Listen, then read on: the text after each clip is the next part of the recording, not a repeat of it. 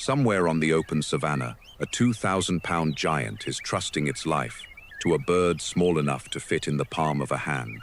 This is the story of an alliance carved by millions of years of evolution, a partnership so essential that without it, one of Africa's oldest survivors might not make it through another season. But this story has a darker side too, one most people never hear. The same guardian that saves this rhino's life is also, slowly and quietly, hurting it. To understand why, you first have to understand what it means to be a rhinoceros, in a body built for strength, but not for awareness. Dawn breaks over the grassland in soft orange light, and a white rhinoceros emerges from the tree line, moving with the slow, deliberate weight of an animal that has almost nothing left to fear. It can weigh over 2 tons. Its skin is thick enough to stop a thorn the length of a finger. For 40 million years, animals like this one have walked the earth largely unchallenged, but hidden behind all that armor is a fatal weakness. Its eyesight is so poor that it can barely make out a shape standing still 30 meters away. A predator, a poacher, even another rhino can look like nothing more than a smudge on the horizon until it is dangerously close. In a landscape full of things that want to kill it, this giant is, in the most literal sense, walking half-blind through its own life. And its skin, despite looking impenetrable, is under constant siege. Thick folds around the neck, the legs, and behind the ears create warm, moist pockets, where ticks gather by the hundreds. These are not just an itch. Ticks drain blood slowly, day after day. And worse, they carry diseases that can weaken even an animal this size over time. The rhino cannot reach most of these spots on its own. Its horn is a weapon, not a grooming tool. Its short legs cannot scratch its own back. It rolls in mud, rubs against rocks and tree trunks, tries every trick its body allows. None of it is enough. Alone, this giant is defenseless against an enemy it cannot even see. Rhinos like this one are living fossils. Their lineage stretches back tens of millions of years, surviving ice ages, shifting continents, and the rise and fall of entire ecosystems. But in the last 100 years, the greatest threat this species has ever faced has not come from claws or teeth. It has come from humans hunting them for a horn made of nothing more than keratin, the same material as a fingernail. Entire subspecies have already vanished forever. The ones that remain survive in fragments of protected land, watched over by rangers, tracked by researchers, and, in a much smaller but very real way, protected by the very bird about to land on this rhino's back. Before any bird arrives, the rhino tries to manage on its own. It finds a wallow of thick mud and lowers its massive body into it, coating its skin from shoulder to tail. The mud does 2 jobs at once. It cools the animal beneath the brutal midday sun, and it forms a crude armor against biting insects. But mud dries and cracks within hours, and once it flakes away, the ticks return to the same soft folds of skin as before.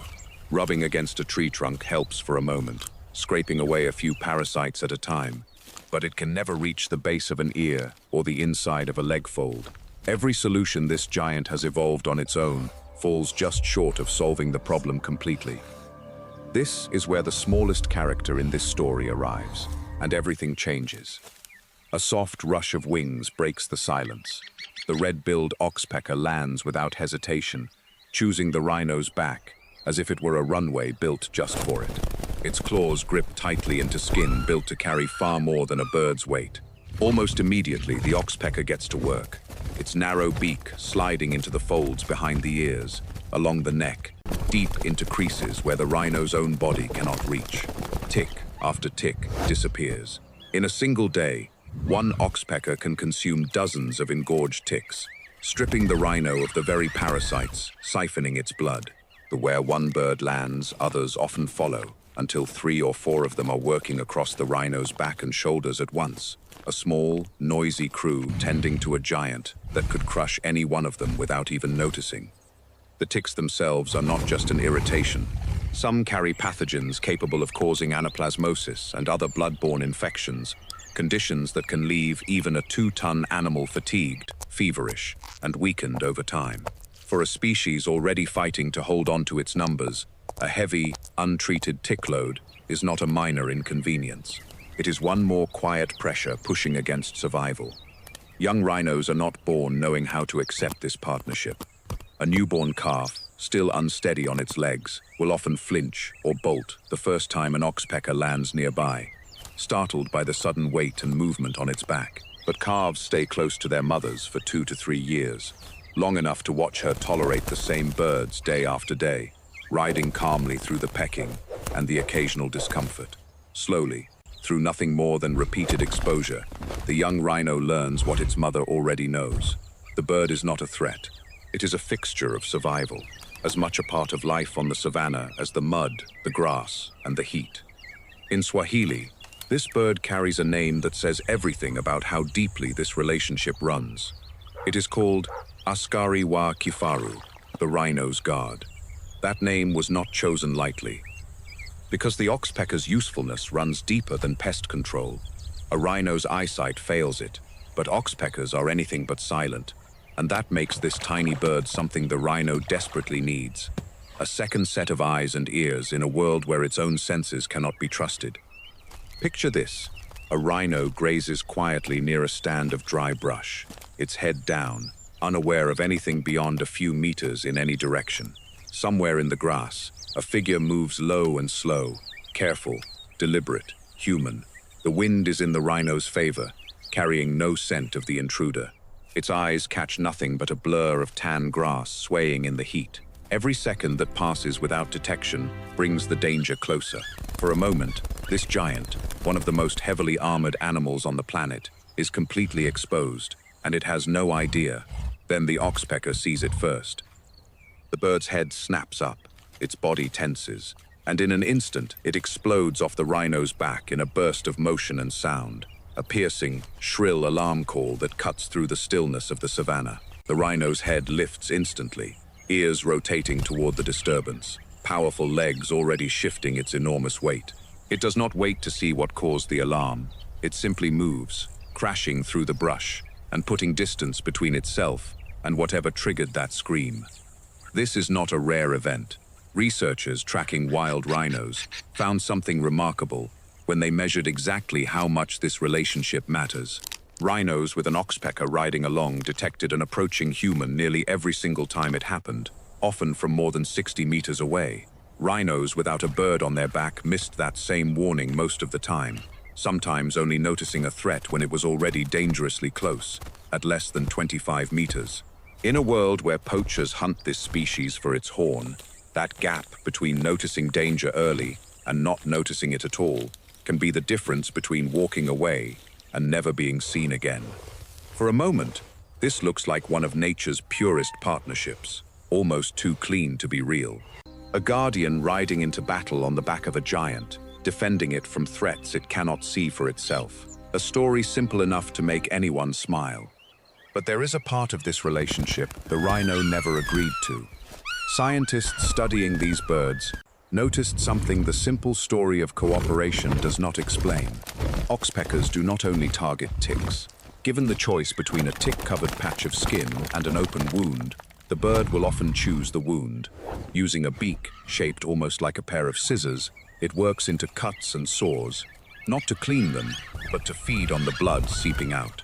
Each visit can reopen tissue that was trying to heal, keeping a wound raw instead of letting it close. Some rhinos carry scars that never fully seal, kept open season after season by the very birds that are supposed to be helping them. This is not an accident.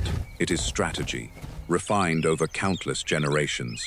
Blood is a far richer meal than a tick, and the oxpecker knows exactly where to find it.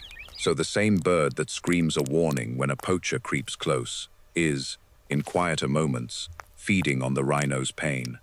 For decades, biologists described this relationship with a single, tidy word: mutualism.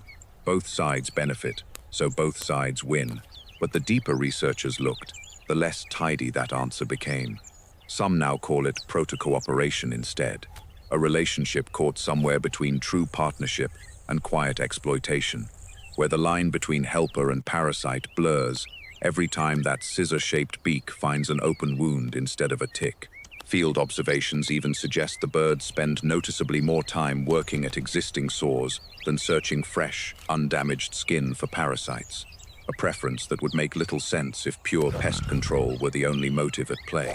It is a small, telling detail, and it changes the entire way scientists now read this relationship. It is an uncomfortable truth, but it is also what makes this relationship so remarkable. This is not a fairy tale of two species helping each other purely out of kindness. It is something closer to a fragile bargain, where both sides take something, and both sides give something back, whether they intend to or not. And the rhino seems to understand this trade, even if it does not enjoy every part of it. When the pecking crosses from cleaning into pain, the giant will shudder, twitch its skin violently, sometimes swing its tail hard enough to send the bird briefly into the air, or stamp a foot in irritation. But it never drives the oxpecker away for good. Within seconds, the bird settles back onto the same broad back, and the rhino lets it, as if some older, wiser part of its instincts has already made peace with the cost. Because deep down, this animal seems to know something simple but true: an imperfect guardian is still better than no guardian at all. This same bargain plays out across the savannah with other giants too. Oxpeckers ride the backs of buffalo, giraffes, zebras, and hippos, generalists willing to service almost any large mammal that will tolerate their presence and their price. But rhinos remain among their most important partners, in part because few other animals on this continent are quite as blind, quite as hunted, or quite as in need of a second pair of eyes watching the grass for movement that should not be there. As the sun climbs higher, the rhino settles into a patch of shade, and the oxpecker continues its work, oblivious to any judgment about right or wrong. It is simply doing what millions of years of evolution shaped it to do, feeding where it can, warning when it must, existing in a delicate space between helper and predator. This is the paradox at the heart of the African savanna, one that plays out in silence every single day. Survival here rarely comes from relationships that are purely good or purely selfish. It comes from alliances built on necessity, where even a creature that causes harm can still be the difference between life and death. The rhino will never know the full cost of this partnership. It only knows that when danger comes, something small and loud will scream a warning before its own eyes ever catch the threat. And in a world stalked by extinction, with fewer of these animals left each year, that warning might be the only reason this giant is still standing tomorrow. Perhaps that is the truest lesson hidden in this relationship. In nature, and maybe beyond it, protection rarely comes without a price. The same bond that keeps a creature alive can also be the one that leaves a mark on it. Survival is almost never a story of pure kindness. More often, it is a story of two imperfect partners choosing each other anyway, because the alternative, facing the world completely alone, is far more dangerous than any wound a guardian might leave behind. If you want to keep discovering the hidden alliances, quiet rivalries, and survival stories written into the natural world, this is exactly the kind of story we tell every single week. Subscribe and join us for the next journey into the wild. Across the plains, as the light begins to fade, the rhino rises and moves on, carrying its guardian and its wounds into another night on the savannah, where nothing, not even the largest animal alive, survives entirely alone. Somewhere behind it, another rhino calls softly into the dusk, and already, a small dark shape lifts off the ground to meet it, ready to begin the same fragile bargain all over again.